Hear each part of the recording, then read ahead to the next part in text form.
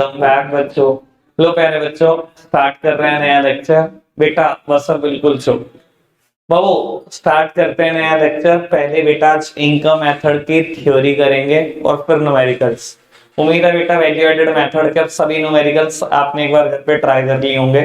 मैंने तो कर दिए थे बेटा इलस्ट्रेशन 19 तक, ठीक है ना बेटा।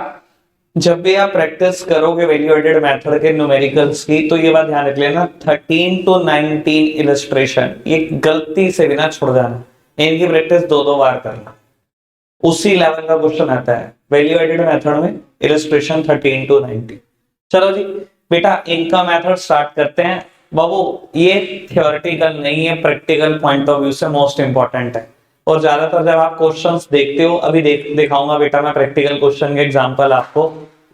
तो बेटा ज्यादातर क्वेश्चन में यही होगा, calculate the national income by value added by income method and by expenditure method 6 mark. बेटा बोर्ड के पेपर की कहानी हमेशा एक जैसी है, इनकम मेथड और एक्सपेंडिचर मेथड दोनों आते हैं 6 नंबर में, ठीक है ना जी। तो बेटा अब आपने सोचना और समझना है, मैंने आपको बता दिया 99.99% यही कहानी है पिछले 10 सालों से। तो ये इनकम मेथड बेटा प्रैक्टिकल पॉइंट ऑफ व्यू से मोस्ट इंपॉर्टेंट है, ठीक है ना। और जब कोई चीज प्रैक्टिकली इंपॉर्टेंट होती है तो उसकी थ्योरी भी बेटा और अच्छे से सुननी होती है, ठीक है ना। क्योंकि फंसता बेटा प्रैक्टिकल में कहीं ना कहीं एक आध वर्ड में ही आदमी, ठीक है जी। तो बेटा वो थ्योरी में ही क्लियर करूंगा, आराम से सुनना। बाबू इस मेथड में ना बड़ी सिंपल कहानी ये है कि ये मेथड कहता है सभी फैक्टर इनकम्स का टोटल कर दो और इनकम मेथड फिनिश। सभी फैक्टर इनकम का बेटा कौन कौन सी फैक्टर इनकम ने पढ़ी है? 4 है। अरे अगर तुम्हें ये भी याद नहीं आ रहा फिर क्या बोलूं? 4 है, फटाफट बोलो। Rent, wages, interest and profit. ये कहता है टोटल कर दो, हो गया इनकम मेथड खत्म। बस इतनी आसान बात बोलता है। चलो जी बेटा, हाँ बिल्कुल, चलो पहुंचो, घर पहुंच जाओ। बेटा रेंट की जगह मैं वर्ड लिख रहा हूं rent and royalty. Wages, wages की जगह लिख रहा हूं बेटा कंपनसेशन ऑफ एम्प्लॉइज। बेटा इंटरेस्ट, प्रॉफिट और बेटा एक और वर्ड है मिक्स्ड इनकम, इसके बारे में भी आज जान जाओगे। बेटा ये कहते हैं इन पांचों चीजों का टोटल कर दो, बेसिकली मतलब फैक्टर इनकम का टोटल कर दो और सब कुछ खत्म, कोई लंबी चौड़ी बात नहीं, ठीक है जी। बेटा जानते हैं इनके बारे में, जो भी जानना है आगे। बेटा अगर कभी किसी क्वेश्चन में कंपनसेशन ऑफ एम्प्लॉय ना दिया हो तो बेटा इसके 3 कंपोनेंट होते हैं। इसकी जगह पर बेटा इन 3 वर्ड को ढूंढने की कोशिश करना। बेटा ये 3 वर्ड हैं क्या? Wages and salary in cash, wages and salary in kind, और बेटा यार एक सेकेंड यार, गड़बड़ बहुत कर रहा है आज, lacquer salary in cash, wages and salary in kind, और बेटा एम्प्लॉयर कंट्रीब्यूशन टू एसएसएस। लो जी सामने देखना बेटा। बहुत ज्यादा लिखने पे मेरा ध्यान नहीं है, समझाने पे ज्यादा ध्यान है, इसलिए मैं बहुत लंबे लंबे चौड़े चौड़े मैटर को बस बड़े शॉर्टकट में लिख रहा हूं। बाबू ये वर्ड एम्प्लॉयर है, क्योंकि आखिरी में ईआर आता है तो जनरली हम इसको ईआर लिखते हैं, और एम्प्लॉय को लिखते हैं डबल ई, क्योंकि आखिरी में डबल ई आता है, ठीक है जी। चलो खैर मैं पहले चर्चा कर दूं फिर बात को आगे बढ़ाएंगे। बेटा सबसे पहली बात, wages and salary in cash है, सबको क्लियर है। बेटा आप किसी के यहाँ नौकरी करते हो, आपकी सैलरी है 25,000 रुपए महीना, और वो बेटा महीने की 1 तारीख को आपको 25,000 रुपए दे देता है, ये wages and salary in cash है, सिंपल बात। बेटा wages and salary in kind ये क्या चीज होती है? बेटा wages and salary in kind क्या होती है? बेटा आपका एम्प्लॉयर आपके लिए खर्च रहा है, पर बेटा कैश आपको भी कुछ नहीं मिल रहा और इन काइंड खर्चे जा रहा है। जैसे कि बेटा उसने क्या किया, आपको बेटा ऑर्गेनाइजेशन की एक कार दे दी चलाने को। आप बेटा रोज ऑर्गेनाइजेशन जाते आते उसी कार से हो, यानी कि ऑफिशियल पर्पस के लिए इस्तेमाल कर रहे हो, लेकिन कभी कभी जब आपका पर्सनल पर्पस होता है तो आप उसी गाड़ी में घूमने भी चले जाते हो। बेटा ये wages and salary in kind है। या रेंट फ्री अकोमोडेशन, बेटा ऑर्गेनाइजेशन के अपने फ्लैट है 100-200, तो बेटा जो हायर लेवल पोस्ट पे एम्प्लॉइज काम करते हैं उनको अपने फ्लैट में रहने को दे रखा है। सर इन कैश कुछ नहीं मिल रहा है, पर बेटा ऑर्गेनाइजेशन आपके लिए खर्च दिया है, ये wages and salary in kind है। क्या बेटा एम्प्लॉयर का स्कूल है जहां आपके बच्चे पढ़ाई कर रहे हैं, आप 1 रुपया भी नहीं देते और बहुत अच्छी खासी आपके बच्चों की पढ़ाई चल रही है, ये wages and salary in kind है। ठीक है ना जी। इन कैश तो ये है बेटा, मेरे हाथ में कैश में पैसे मिलते हैं मुझे। Wages and salary in kind का मतलब है बेटा एम्प्लॉयर मेरे लिए खर्च रहा है, वो बात अलग है कि मुझे हाथ में कैश कुछ नहीं मिल रहा। ठीक है जी। एक बात और ध्यान रखना बेटा, बाबू आप ऑर्गेनाइजेशन में पहले दिन गए गए, आज आपका डेट ऑफ ज्वाइनिंग है, बिल्कुल पहला दिन है, और एम्प्लॉयर ने आपको यूनिफॉर्म दे दी कि कल से इसी यूनिफॉर्म को पहन कर आना है। बेटा ये wages and salary in kind नहीं हो सकता। अब आप कहोगे कहाँ, कैश थोड़ी दिया है, इन काइंड ही तो दिया है। बेटा जो चीज जॉब करने के लिए कंपलसरी है वो wages and salary in kind नहीं हो सकती। इन काइंड वही चीज होती है जहां आपकी डिस्क्रिप्शन है, जहां आप हाँ या ना बोल सकते हो। अब यूनिफॉर्म दी है कि यही पहन के आनी है, नौकरी करनी है, तो यहाँ बेटा आपकी डिस्क्रिप्शन नहीं है हाँ या ना बोलने की। कार लेते टाइम आपकी डिस्क्रिप्शन थी, उसने कहा कार ले लो, ऑर्गेनाइजेशन की लेनी है, तो अब आप चाहो तो ना भी कर सकते हो।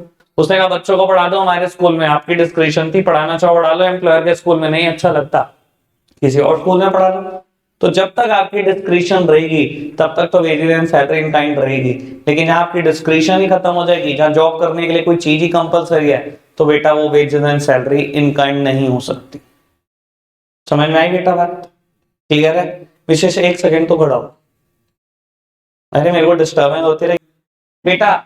हाँ ठीक है, वो बात अलग है कि लीगल हो चुका सब कुछ, इसका मतलब ये थोड़ी। चल लो बेटा, कहता है एम्प्लॉयर्स कंट्रीब्यूशन टू एसएसएस। बेटा ध्यान से जब न्यूमेरिकल करोगे तो बहुत सारे क्वेश्चन में आपको यही दिखाई देगा, एम्प्लॉइज कंट्रीब्यूशन टू एसएसएस।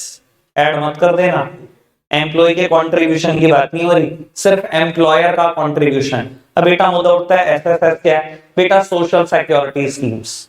ठीक है ना, ये बाबू की कभी ना कभी स्टाफिंग या बिजनेस स्टडीज में पढ़ोगे तब भी इसकी चर्चा बहुत डिटेल में आती है। मेरे को लगता है सर ने 4 या 5 बार चर्चा करी है इसकी। अकाउंट्स में भी चर्चा आती है बेटा बहुत ज्यादा, जब आप एसपीएल का फॉर्मेट पढ़ते हो।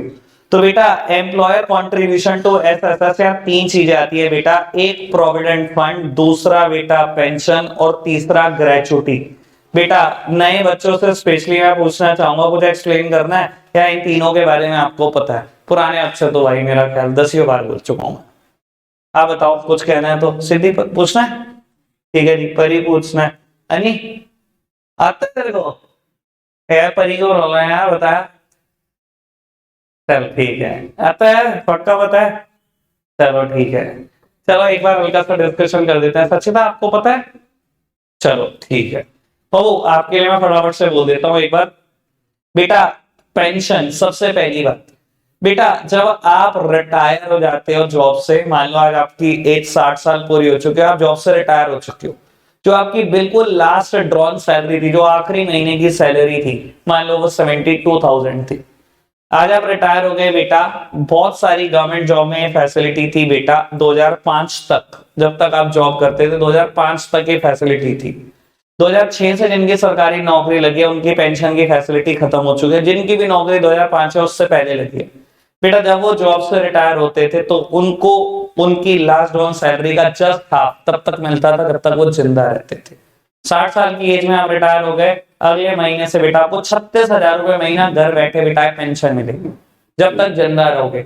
आपके मरने के बाद आपके स्पाउस को, यानी कि लेडी थी उनकी डेथ हो गई तो उसके हस्बैंड को मिलती रहेगी, बेटा जेंट्स था उसकी डेथ हो गई उसके वाइफ को मिलती रहेगी जब तक वो जिंदा। ठीक है, ये पेंशन। ठीक है बेटा, प्रोविडेंट फंड क्या चीज होती है? बेटा provident fund simply means a bank account. Complicate मत करना, मैं हमेशा बोलता हूं चीजों को सिंपल रखो। बेटा प्रोविडेंट फंड का मतलब होता है बैंक अकाउंट, और अक्सर बेटा लोग ऐसा बोलते हैं कि ना मेरी सैलरी है 12 लाख का पैकेज है पर इन हैंड 9 लाख आता है। भाई अगर तेरी सैलरी 12 लाख है तो इन हैंड 9 क्यों आता है? 12 ही आना चाहिए। तो बेटा ये 3 लाख कहां चला जाता है? बेटा ये 3 लाख दो जगह पर चला जाता है। बेटा पहली जगह है इनकम टैक्स और दूसरी जगह है बेटा प्रोविडेंट फंड। बेटा आप लॉ को देखो ना, लॉ ने कितना बढ़िया बनाया, सब कुछ कितना सिस्टमैटिक किया।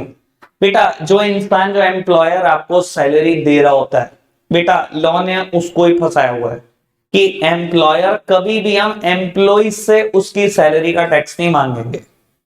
तू जब भी उनको सैलरी देगा टैक्स काट के देगा और तू देगा टैक्स।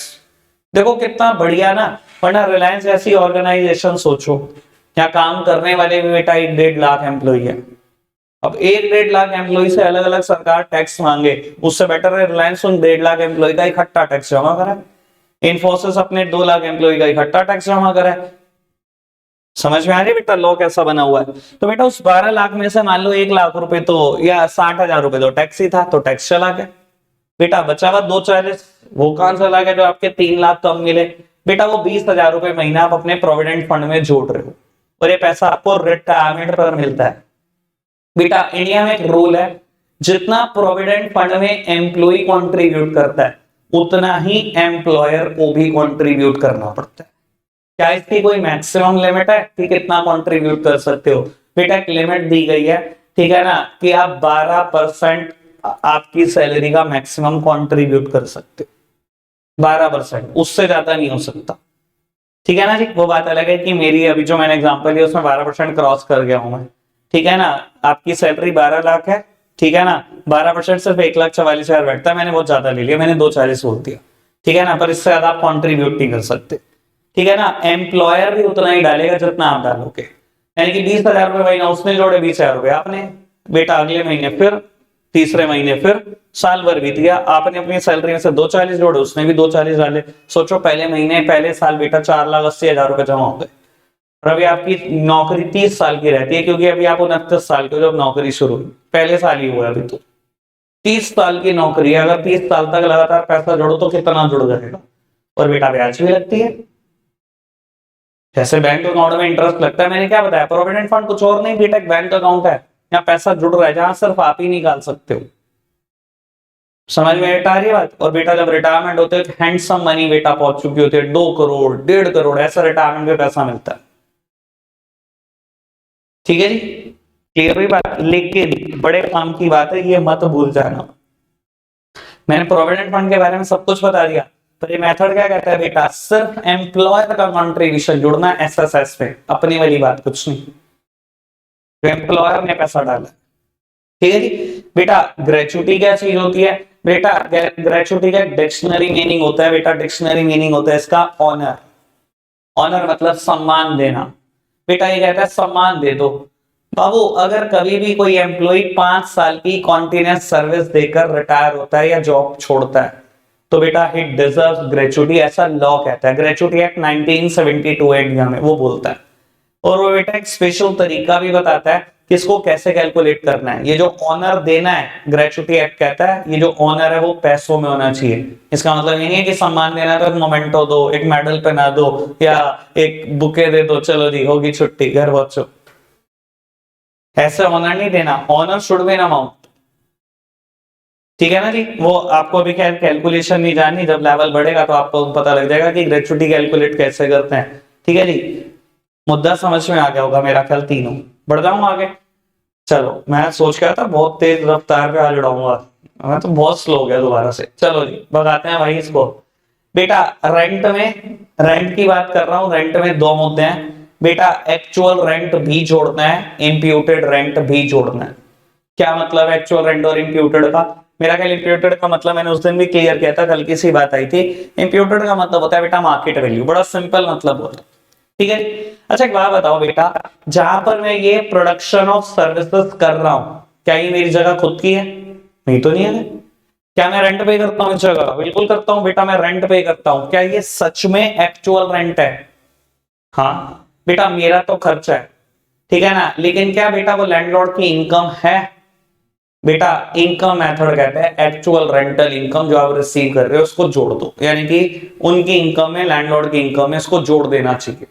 ठीक है जी, अच्छा फर्ज करो ये जगह मेरी होती और मैं अपने ही आपको बेटा ये लैंड प्रोवाइड कर रहा होता, तो कहता है इंप्यूटेड वैल्यू ऑफ रेंट निकालना, मार्केट वैल्यू ऑफ रेंट निकालना और अपनी इनकम में जोड़ देना। समझ में आई बेटा बात? एक्चुअल रेंट क्या और इंप्यूटेड क्या? क्लियर है बेटा? इंप्यूटेड का मतलब कुछ और नहीं होता है बेटा, मार्केट वैल्यू ऑफ रेंट निकालो। डन? क्लियर? बढ़ जाऊं आगे बेटा, साथ ही साथ ये बोलता है बेटा कुछ रॉयल्टी इनकम्स भी जोड़ दो। बेटा रॉयल्टी कहना बहुत सारी अलग अलग फेडर है, बहुत सारे अलग अलग एग्जाम्पल होते हैं, बहुत सारे होते हैं। ठीक है ना, इक्का दुक्का की बात कर लेते हैं ताकि आपको क्लियर रहे। बेटा एक फ्रेंचाइजी कल्चर चल रहा है आजकल, आप देखते हो बर्गर किंग और मैकडी और डोमिनोज, पिज्जा हट, केएफसी, ब्ला ब्ला ब्ला, पता नहीं कितनी फ्रेंचाइज।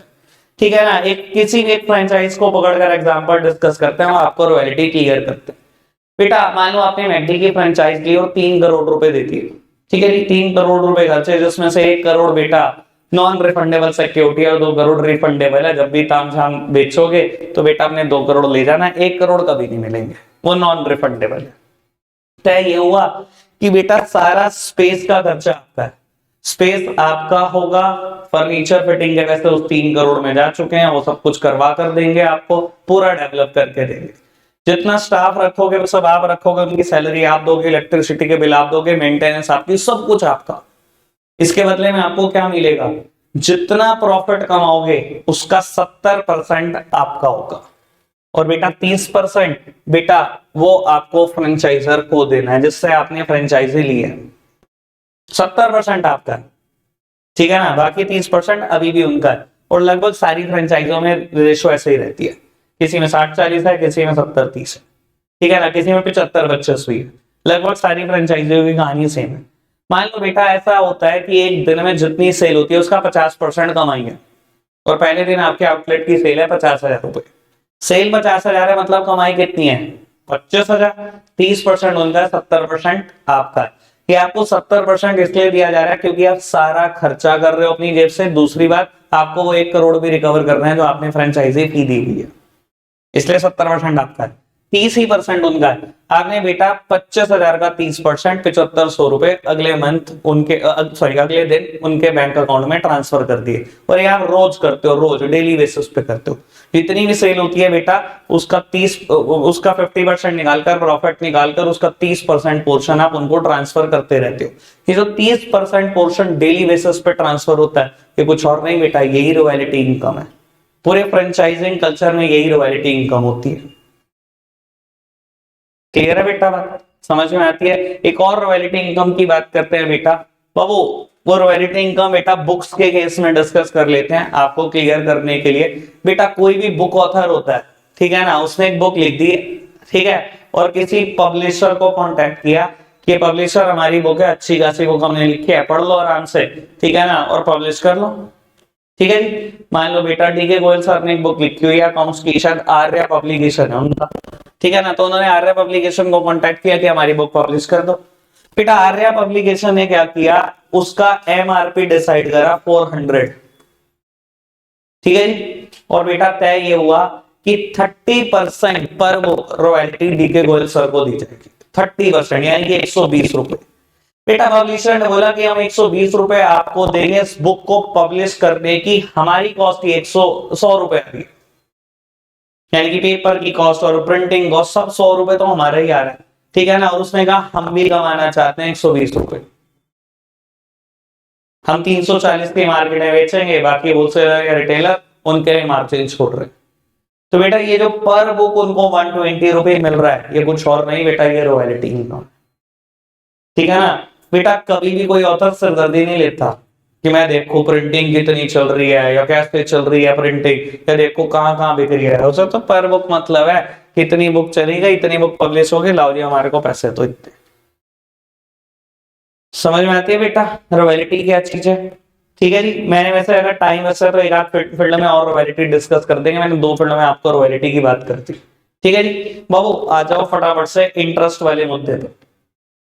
बेटा जो मुद्दा रेंट में, सेम मुद्दा इंटरेस्ट में भी है, यानी कि बेटा इंटरेस्ट वो भी हो, वो भी एक्चुअल जुड़ता है, और वो इंप्यूटेड हो तो वो भी जुड़ता है। एक बात और स्पेसिफिकली अभी सुन लो सबसे पहले बेटा, अगर आपने कैपिटल इंट्रोड्यूस करी बिजनेस में, ठीक है ना, लेकिन वो कैपिटल आपने पैसा इंट्रोड्यूस करा लेकिन बेटा वो प्रोडक्शन में यूज नहीं हुआ, तो बेटा उसका इंटरेस्ट कभी इस मेथड का पार्ट नहीं होगा, क्योंकि बेटा हमारी पूरी मैक्रो इकोनॉमिक्स सिर्फ एक ही चीज के इर्द गिर्द घूमती है, वो सिर्फ प्रोडक्शन की बात करती है और किसी चीज की बात ही नहीं करती।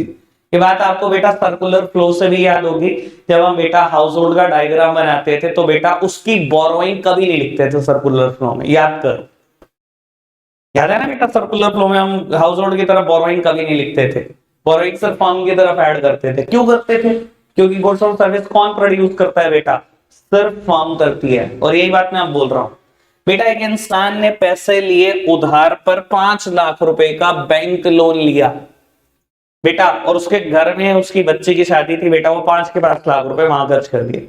आपने कोई प्रोडक्शन ऑफ गुड्स नहीं किया, कोई प्रोडक्शन ऑफ सर्विस नहीं किया, और 5 लाख रुपए कहीं और खर्च कर दिए, ठीक है ना, सिर्फ कंजम्पशन एक्टिविटी के लिए खर्च कर दिए बेटा। इस 5 लाख का आप चाहे पूरी जिंदगी ब्याज देते रहो, ये कभी भी बेटा इनकम मेथड का पार्ट नहीं होगा। सिर्फ वही पैसे जो प्रोडक्शन ऑफ गुड्स में लगेंगे, प्रोडक्शन ऑफ सर्विसेज में लगेंगे, सिर्फ उन्हीं का ब्याज जोड़ना है, ये बात ध्यान रखना, ठीक है ना जी। आप पैसा लेकर आए, कर्जा उठाकर लाए कहीं से बेटा, और उसका इंटरेस्ट पे करे जा रहे हो, एक्चुअली में इंटरेस्ट पे कर रहे हो, बिल्कुल एक्चुअल इंटरेस्ट पे कर रहे हो बेटा। जो भी इंसान उस इनकम को रिसीव कर रहा है बेटा, उसके इंटरेस्ट इनकम जोड़ देना, कोई दिक्कत तो नहीं, एक्चुअल समझ में आता है बेटा। इंप्यूटेड भी जोड़ देना। वैसे तो अगर मैं इस कंसेप्ट की बात करूं तो बेटा ये कंसेप्ट अकाउंट से 100% रिलेट करता है, कुछ याद भी आ रहा होगा शायद। इंटरेस्ट ऑन कैपिटल, प्रोप्राइटर है, अपने बिजनेस में खुद ही पैसा डालता है और उसकी ब्याज खाता रहता है। सर मैं भी यही कह रहा हूं, अगर बेटा आपने बैंक से लोन लेकर नहीं बिजनेस में पैसा डाला, सभी पैसा अपना डाला, सारा का सारा पैसा अपना डाला, पूरी 100% कैपिटल आपकी है, तो बेटा ये कहता है इंप्यूटेड इंटरेस्ट के नाम की इनकम निकालते रहो, मार्केट वैल्यू ऑफ जो रेट ऑफ इंटरेस्ट मार्केट में चल रहा है वो निकालते रहो, ठीक है ना, वो आपकी इनकम है इस मेथड के हिसाब से। अकाउंट्स का कंसेप्ट भी कुछ ऐसा ही कहता है, ठीक है जी, कोई दिक्कत तो नहीं, समझ में आती है बेटा बात। दो बातें स्पेसिफिकली है बेटा जो जोड़ना नहीं इस मेथड में बेटा। अगर गवर्नमेंट ऑफ इंडिया कोई भी इंटरेस्ट दे रही है पब्लिक डेट पर तो मत जोड़ना, ठीक है ना बेटा। गवर्नमेंट ऑफ इंडिया ने पब्लिक डेट लिया, वैसे बता देता हूं, अगर बिजनेस स्टडीज में बात पढ़ी है कहीं ना कहीं याद है बेटा, ये कुछ और नहीं, टी बिल्स है, ठीक है ना। एक इंस्ट्रूमेंट होता है बेटा जो आरबीआई इशू करता है on behalf of central government, ठीक है ना, उसको बोलते हैं ट्रेजरी बिल्स, टी बिल्स, या प्यार से बोलते हैं जीरो कूपन बॉन्ड बेटा। अगर आप वो मार्केट में इशू कर रहे हो और सरकार उसकी ब्याज दिए जा रही है, सर स्पेसिफिकली ये मेथड बोलता है कि ये वाला ब्याज लोगों की इनकम मत बना देना बेटा। अब लॉजिक उठता है कि क्यों ना बना देना, क्योंकि बेटा ज्यादातर गवर्नमेंट आज की तारीख में प्रोडक्शन ऑफ गुड्स और सर्विस पे पैसा नहीं खर्च रही। गवर्नमेंट जो भी लोन उठा रही है बेटा, चाहे वो मार्केट से उठा रही है, चाहे वो आरबीआई से उठा रही है, जो भी कुछ लोन उठा रही है, ज्यादातर बेटा प्रोडक्शन के अलावा और गवर्नमेंट के ऊपर बहुत बर्डन है, वहीं खर्च कर रही है, ठीक है ना। जैसे बेटा गवर्नमेंट ने पॉवर्टी एलिवेशन प्रोग्राम इतने सारे चला रखे हैं, ठीक है ना, वो या अनएम्प्लॉयमेंट को खत्म करने के इतने सारे प्रोग्राम चला रखे हैं, कोई प्रोडक्शन ऑफ गुड्स और सर्विस पे पैसा नहीं खर्च कर रही सरकार, उल्टे सीधे काम बहुत सारे कर रही है। लेकिन तो बेटा अगर आपका सारा पैसा वहीं जा रहा है, प्रोडक्शन ऑफ गुड्स और सर्विस में नहीं जा रहा है, तो किस बात की ब्याज जुड़ेगी? ब्याज तो जुड़ेगी। ये मेथड तो क्या कहता है बेटा, उसी ब्याज को जोड़ना बेटा जो प्रोडक्शन ऑफ गुड्स में लगी है, ठीक है ना जी, तो दिक्कत तो नहीं, समझ में आती है बेटा बात। एक और बात बेटा, अगर एक फर्म दूसरी फर्म को ब्याज पे कर रही है तो बेटा वो भी मत जोड़ना, one firm to another firm, बेटा ये बिल्कुल नहीं जोड़ना। दो बातें स्पेसिफिकली है यहाँ, ये भी नहीं जोड़नी। बेटा मुद्दा ये उठता है कि क्यों नहीं जोड़नी, लोग कर देते हैं बैठ बहू, बस आप एक बात कंफर्म करके बताओ कि आपको दिख रहा है कि अगला पॉइंट प्रॉफिट यहाँ जुड़ना है इनकम मेथड में, ठीक है ना। अब मैं बता देता हूं कि क्यों नहीं जुड़ना, इसका प्रॉफिट से लेना देना है, इसलिए अच्छे से देख लो। प्रॉफिट जुड़ना है ना, लो सुनना, एक मिनट सामने देखना बेटा। एक फर्म है एबीसी लिमिटेड, ठीक है जी, इसने क्या किया बेटा, दूसरी फर्म को पैसे दे दिए बेटा पीक्यूआर लिमिटेड को, ठीक है जी, 1 करोड़ का लोन देती है, ठीक है बाबू। यहां से ये इंटरेस्ट इनकम अर्न कर रही है। सर मेरा ख्याल अकाउंट्स इतनी सब कुछ सब जानते हैं बेटा। बाबू जब ये अपना प्रॉफिट एंड लॉस अकाउंट बनाएगा, क्या ये इस इंटरेस्ट इनकम को रिकॉर्ड करेगा क्रेडिट साइड में? अपनी इस इंटरेस्ट इनकम को रिकॉर्ड करेगा प्रॉफिट एंड लॉस अकाउंट बनाते टाइम क्रेडिट साइड में?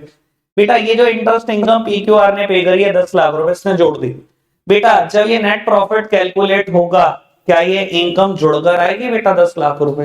बिल्कुल जुड़कर आएगी। तो बेटा इसीलिए बोला गया कि ये इनकम क्योंकि प्रॉफिट में जुड़ जाएगी तो अलग से जोड़ने की जरूरत नहीं है, और एक चीज की हम डबल काउंटिंग नहीं करेंगे, ठीक है ना। ये कहता है प्रॉफिट में जुड़ जाएगी इनकम, तो यहां जोड़ने की कोई कोशिश मत कर। क्लियर है बेटा बात, समझ में आती है बात बाबू?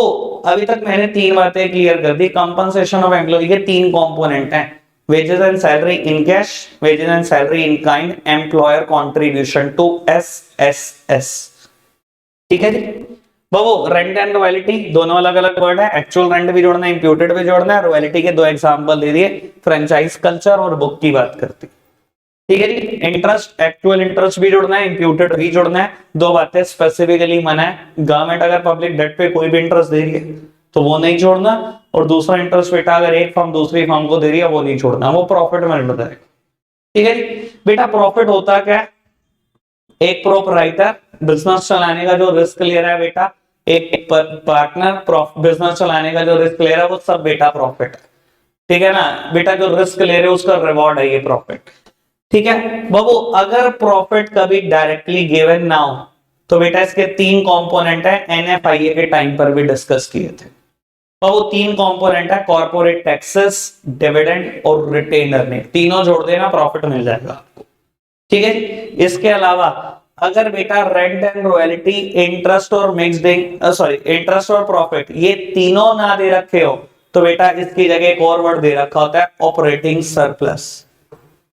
यानी कि बेटा income method is full of formulas. ठीक है ना, यानी कि आप फॉर्मूला ये भी बोल सकते हो बेटा कि इनकम मेथड का formula compensation of employ plus operating surplus plus mixed income. क्या? Compensation of employ plus rent and royalty plus interest plus profit plus mixed income. ठीक है ना जी। लेकिन मैं बता देता हूं, पेपर अच्छी हरकत करेगा, अब इतना आसान बनने ही नहीं देगा कभी भी।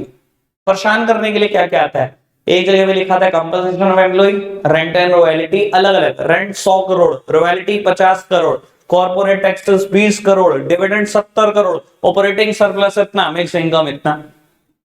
बच्चा समझ नहीं पा रहा, बच्चा इनको भी ऐड कर रहा है ऑपरेटिंग सरप्लस को भी। भाई ऑपरेटिंग सरप्लस इन तीनों को जोड़कर बनता है। तो थ्योरी बड़ी इंपॉर्टेंट है भाई, थ्योरी में ज्यादा ध्यान लगाओ।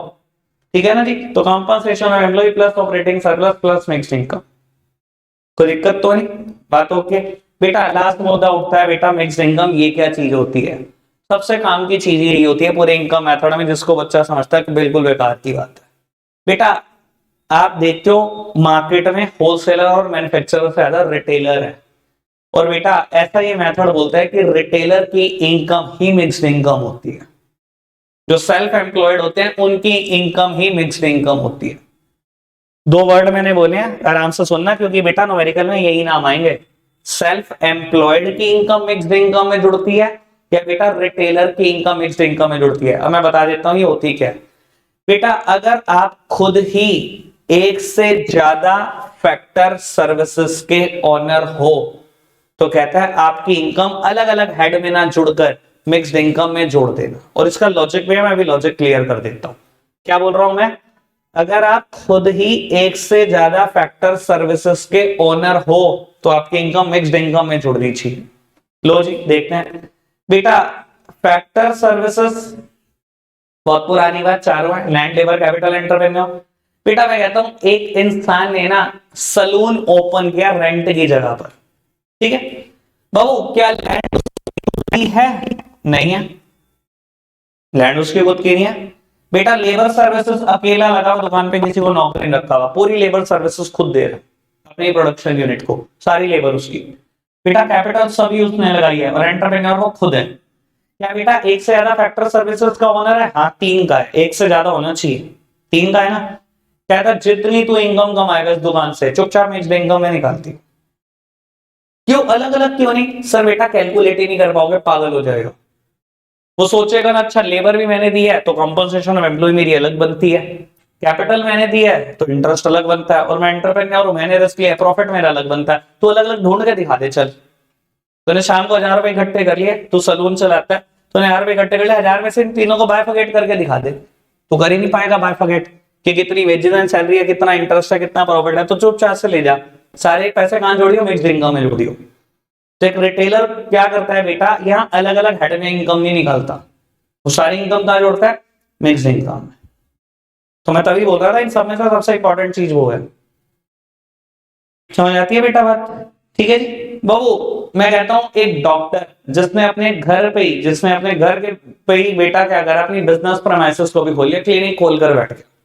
बाबू उसके एंगल से सोचना बेटा क्या वो एक ज्यादा फैक्टर सर्विस का ओनर निकलता है क्या नहीं सोचते हैं। बेटा लैंड उसकी खुद की है, ठीक है। लेबर अकेले नहीं दे रहा बेटा, बहुत सारा स्टाफ है उसके पास, लेबर तो अकेला नहीं है। बेटा कैपिटल सब यूज किया है, एंटरप्रेन्योर अकेला है। एक सारा फैक्टर सर्विस का ओनर है, अलग अलग निकाल लो की कोई जरूरत नहीं है बेटा, सीधा मिक्स्ड इनकम में छोड़ो। ठीक है जी, समझ में आ रही बेटा बात। यानी कि हर रिटेलर की इनकम, हर सेल्फ एम्प्लॉयड की इनकम यहीं पे आ जाएगी, देख लेना घूम फिर के। क्लियर है बेटा बात, बढ़ जाए आगे है बाबू। अब मुद्दा वही उठता है कि स्टेप्स बता दो इनकम मेथड से नेशनल इनकम तक पहुंचने के, ठीक है ना। और यहाँ बेटा आपकी जनरल सेंस फेल हो जाती है, ये मत कहना मैंने प्रैक्टिकली बहुत पढ़ा है तो मेरे को स्टेप पढ़ने की जरूरत नहीं, पेपर में बना के लिख दूंगा, नंबर नहीं देता भाई कोई टीचर, रटाए रटाए स्टेप चाहिए। ठीक है जी, तो बेटा स्टेप नंबर 1, सर ये वही 4 स्टेप है जो हमने वैल्यू एडेड मेथड में पढ़े थे, पर ये लिखने का तरीका थोड़ा सा बदल जाता है। ठीक है जी, लिखने का तरीका बदल जाता है, वो आराम से सुन लेना बेटा। पहला स्टेप वहां वाला सेम है, classify the industries into primary secondary and tertiary. बेटा इंडिया की सारी इंडस्ट्री को उठाओ, सारी की सारी, और क्लासिफाई कर दो पीएसटी में, प्राइमरी सेकेंडरी और टर्शरी में। बेटा इन्होंने जितनी भी फैक्टर कॉस्ट बांटी है, जितनी भी फैक्टर कॉस्ट, किसी को भाई रेंट दिया होगा, किसी को वेजेस, किसी को इंटरेस्ट, किसी को प्रॉफिट दिया होगा। बेटा जितनी भी बांटी है, कहता है इन फैक्टर कॉस्ट को या बेटा फैक्टर इनकम को, भाई आपके लिए कॉस्ट है जिसने रिसीव करी उसके लिए इनकम है, कहते हैं इसको 5 हेड में क्लासिफाई कर दो। और ये 5 हेड कुछ और नहीं बेटा, जो मैंने अभी डिस्कस किए थे 5 हेड वही है, ये। ठीक है जी, सबसे पहले इंडस्ट्रीज को क्लासिफाई कर लो प्राइमरी सेकेंडरी टर्शरी में, जितनी भी इन्होंने पेमेंट करी है, फैक्टर कॉस्ट दी है, बेटा इनको क्लासिफाई कर दो 5 हेड में। कह रहे हैं 5 हेड का टोटल कर दो, और जब बेटा इन 5 हेड का टोटल करोगे ये डायरेक्टली कैलकुलेट होगा एनडीपीएफसी। लॉजिक है, टेंशन नहीं लेनी, ठीक है ना। सर 5 हेड का टोटल कर दो, डायरेक्टली क्या कैलकुलेट होगा, एनडीपीएफसी। बेटा वैल्यू एडेड मेथड जब आप करते हो तो वहां डायरेक्टली जो कैलकुलेट होता है वो जीडीपी एट एनपी होता है, इनकम मेथड में एनडीपीएट एफसी होता है। वहां वजह बहुत अलग है, यहाँ वजह बहुत अलग है, ठीक है ना। सर अगर वहां की वजह याद आ रही है तो बेटा मैं आपको बता देता हूँ, पहली बात वहां मैंने यही बोली थी, सर मैंने बोला था कि पूरे इंडिया की सभी इंडस्ट्री का क्लासिफिकेशन कर दो प्राइमरी सेकेंडरी टर्शरी में। मैंने की बात मैं सिर्फ डोमेस्टिक टेरिटरी की कर रहा हूं, मैं कहीं और जाएंगे। दूसरी बात, सर वहां एमपी था, उसका लॉजिक भी बताया था बेटा। बाबू अगर बेकर ब्रेड बेचेगा तो एमआरपी पे बेचेगा, उसमें टैक्सेस शामिल होंगे, पर यहाँ पे भी वजह अलग है। मैंने जब मेथड की शुरुआत करी तो पहली बात ये बोली कि सभी फैक्टर इनकम का टोटल कर दो। I am not talking about transfer income, factor income का टोटल करने को कहा ना बेटा, ये सब फैक्टर इनकम ही है, ये कोई ट्रांसफर इनकम नहीं है। आप खुद सोचो, अगर मैं एमपी तक जाता हूं, मार्केट प्राइस तक जाता हूं, तो बेटा इसमें मुझे कहीं ना कहीं ट्रांसफर इनकम का सहारा लेना पड़ता है। सर आप खुद सोचो, एनआईटी किससे मिलकर बना है, आईटी माइनस सब्सिडी, दोनों ही ट्रांसफर इनकम है। ये सरकार को मिलती है और ये लोगों को मिलती है, चाहे फर्म को मिलती है चाहे हाउस होल्ड को मिलती है तो सब ट्रांसफर इनकम। मैंने मेथड की शुरुआत किस वर्ड से करी, यही करा, फैक्टर इनकम का टोटल कर देना। तो बेटा इसमें सिर्फ फैक्टर इनकम है एफसी में। अगर आप एमपी में चले जाओगे तो बेटा ट्रांसफर इनकम के बिना तो नहीं जा सकते। तो जब हम फैक्टर इनकम की बात कर रहे हैं तो एमपी कभी कैलकुलेट नहीं होगा, कैलकुलेट ही क्या होगा, एफसी होगा। समझ में आ रही बेटा बात। आखिरी बात बेटा, वहां गुड्स के प्रोडक्शन के लिए आप बहुत सारे कैपिटल गुड्स का यूज करते थे। जैसे कि बेटा मैं मिलर की बात करूं तो सर मिलर एक मशीनरी का यूज कर रहा है, ऐसे थोड़ी व्हीट फ्लोर में कन्वर्ट हो रही थी। याद करो ना वो मेथड, वैल्यू एडेड मेथड, तो आपने उसका डेप्रिसिएशन कहां लगा जो कैपिटल गुड्स का यूज करा। सर इनकम मेथड में डेप्रिसिएशन जैसी कोई बात ही नहीं है, यहाँ कोई कैपिटल गुड्स जैसी बात नहीं है, ये कैलकुलेट ही सीधा नेट करता है। ठीक है जी, और बेटा स्टेप नंबर 4 वो क्लियर है, क्योंकि ये डायरेक्टली खुद ही डोमेस्टिक इनकम आ चुकी है। बेटा step number 4 calculate national income which is equal to NNP at FC. और मैं यहां पर पहुंच चुका हूं, एनएनपी@एफसी तक जाना है, कैसे पहुंच सकता हूं, प्लस एनएफआई है। ठीक है जी, बात ओके जितनी मैंने बोली। आखिरी बात बेटा प्रिकॉशंस, फटाफट से प्रिकॉशंस खत्म करते हैं और मेथड आज खत्म करके जाएंगे थ्योरेटिकल। बेटा 6 प्रिकॉशंस है, वहां से कुछ कुछ चेंज भी है बेटा, आराम से सुनते जाना। पहली बात, ट्रांसफर इनकम मत जोड़ो, भाई पता है ठीक है ना, ये बात 2 बार हो चुकी। फैक्टर इनकम ही जोड़नी है, ट्रांसफर इनकम नहीं जोड़नी। दूसरी बात, income from sale of second hand goods and services. बेटा सेकंड हैंड गुड्स और सर्विस की सेल से कोई भी इनकम हुई बेटा वो नहीं जोड़नी, लेकिन बेटा ब्रोकरेज या कमीशन दिया वो जोड़नी है। ये बात बेटा उस मेथड जैसी है, कुछ याद आ रहा होगा, ठीक है ना। Sir second hand goods and service बेचे, दोबारा इनकम हुई। सर जब पहली बार बेचे तो इनकम हुई थी, तब तो जोड़ दी थी ना, अब दोबारा भी जोड़ोगे क्या? एक चीज की कितनी काउंटिंग करोगे? फिर तो बेटा मोबाइल फोन तो जान ही ले लेंगे आपकी, क्योंकि लोगों को इतना शौक है बेटा, 5-5 दिन में भी बेचने वाले लोग बैठे हैं इंडिया में। 5 दिन इस्तेमाल करते हैं, बोर बेच दिया।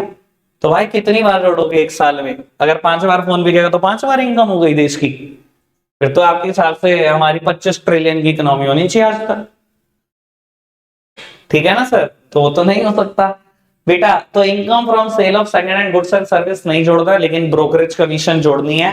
काम की बात, ये बहुत काम की बात बोलने जा रहा हूं, ये 1 मार्क में पक्का आएगा।